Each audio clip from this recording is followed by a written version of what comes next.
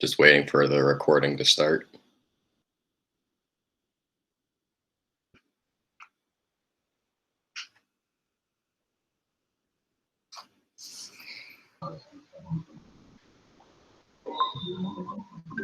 There we go. Chapter 6, The Big Idea.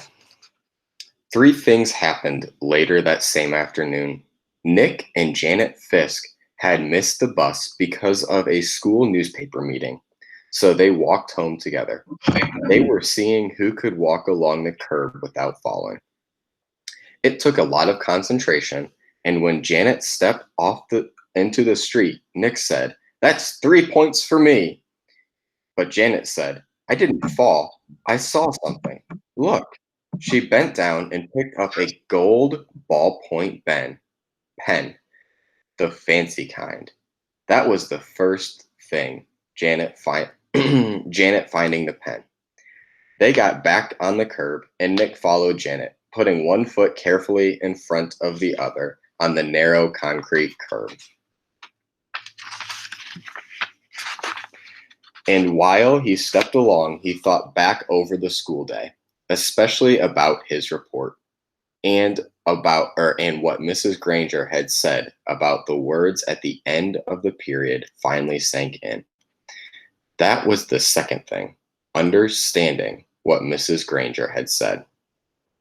He had said, who says dog means dog? You do, Nicholas. You do, Nicholas, he repeated. I do? Nick thought, still putting one foot in front of the other, following Janet. What does that mean? And then Nick remembered something. When he was about 2 years old, his mom had brought him one of those unbreakable cassette players and a bunch of sing-along tapes. He had loved them, and he played them over and over and over and over. He would carry the tape and the player to his mother or his big brother or his father and bang them together and say, "Guala, guala, guala, guala," until someone put the cassette in the machine and turned it on. And for 3 years, whenever he said guala, his family knew what he wanted to hear. Those pretty sounds made the voices and instruments. Then, when Nick went to preschool, he learned that if he wanted his teacher and other kids to understand him, he had to use the word music. But guala meant that nice sound to Nick, because Nick said so. Who says guala means music? You do, Nicholas. No fair, yelled Janet. They were at the corner of their own street, and Nick had bumped into her, completely absorbed in his thoughts. Janet stumbled off the curb, and the gold point pen in her hand clattered onto the street. "Sorry, I didn't mean to. Honest," said Nick. "I wasn't watching. Here." Nick stooped over and picked up the pen and held it out to her. "Here's your..." And that's when the third thing happened. Nick didn't say pen. Instead, he said, "Here's your Frindle." Frindle? Janet looked at her pen and looked at him like he was nuts. She wrinkled her nose and said, "What's a Frindle?" Nick grinned and said, "You'll find out. See you later." It was there, at the corner of Spring Street and South Grand Avenue, 1 block from home, on a September afternoon. That's when Nick got the big idea. There's a picture of him. And by the time he had to run down the street and up the steps and through the door and upstairs to his room, it wasn't just a big idea. It was a plan, a whole plan, just begging for Nick to put it into action. And action was Nick's middle name. The next day at school, the plan began. Nick walked into the penny pantry store and asked the lady behind the counter for a Frindle. She squinted at him. "A what?" A Frindle, please. A black one.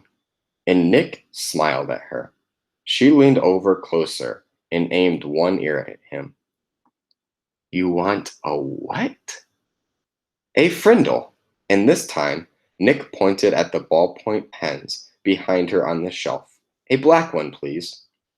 The lady handed Nick the pen, and he handed her 49 cents. Thank you, and left the store. 6 days later, Janet stood at the counter of the penny pantry. Same store, same lady. John had come in the day before, and Pete the day before that, and Chris the day before that, and Dave the day before that. Janet was the fifth kid that Nick had sent there to ask the woman for a frindle.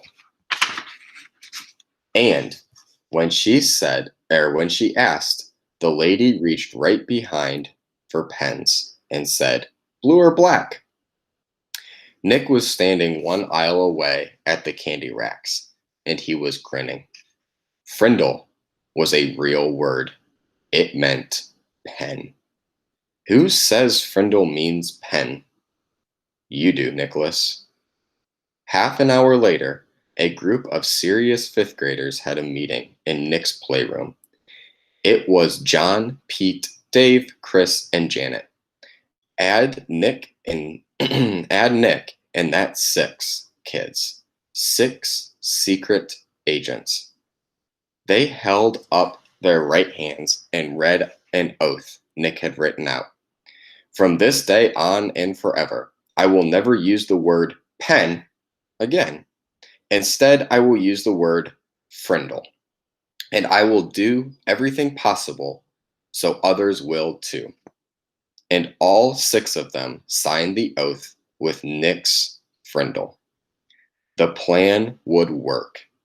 Thanks, Mrs. Granger. Chapter 7. Word Wars. School was the perfect place to launch the new word. And since it was a major historical event, Nick wanted to begin in exactly the right class, 7th period language arts.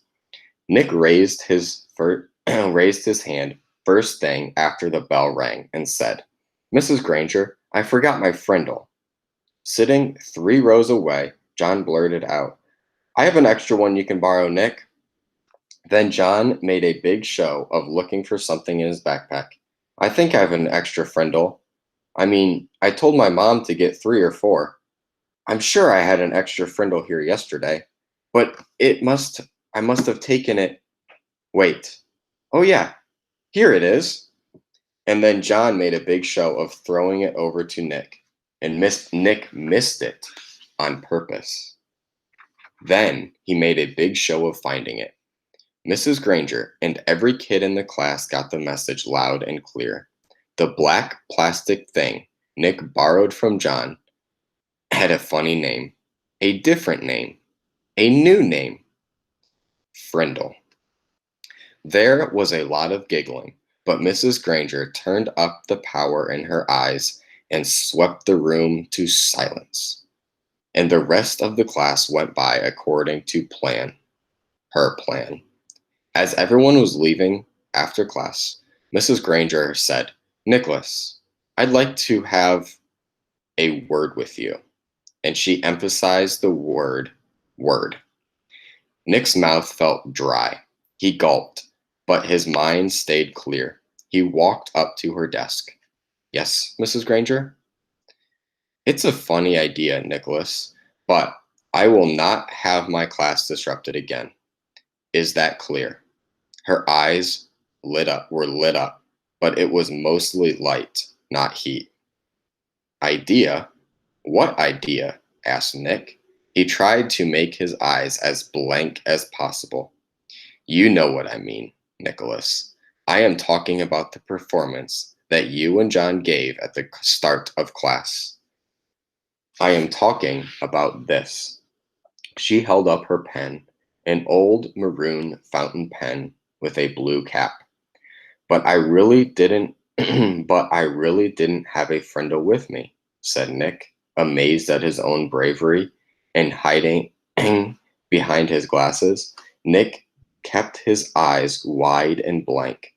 Mrs. Granger's eyes flashed and then narrowed, and her lips formed a thin, hard line. She was quiet for a few seconds, and then she said, "I see. Very well. Then I guess we have nothing more to discuss today, Nicholas. You may go." "Thanks, Mrs. Granger," said Nick, and he grabbed his backpack and headed for the door. And when he was just stepping into the hallway, he said, "And I promise I won't ever forget my Frindle again. Bye." Chapter 8. Mightier Than the Sword. How long is this chapter? We will save chapter 8 for tomorrow.